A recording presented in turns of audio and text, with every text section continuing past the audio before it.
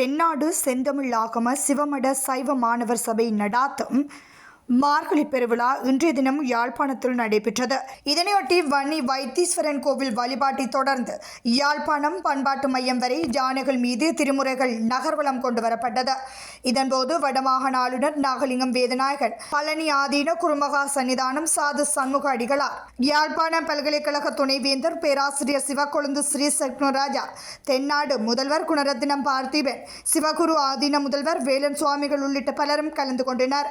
அதனைத் தொடர்ந்து யாழ்ப்பாண பண்பாட்டு மையத்தில் அம்பலவாணர் அருள் வழிபாடு நடைபெற்று கலை நிகழ்வுகள் நடைபெற்றன.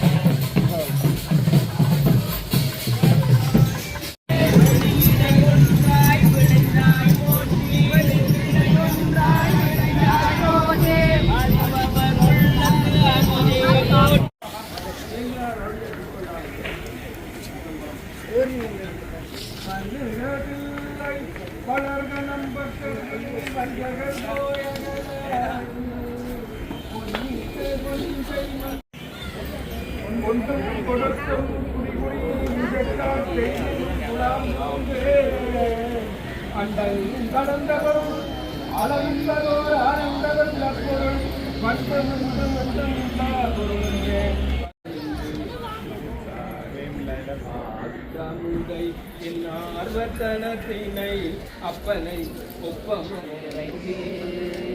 பாரார் தொல்போகள் பாடியும் ஆடியும் பல்லாண்டே பொருளுமே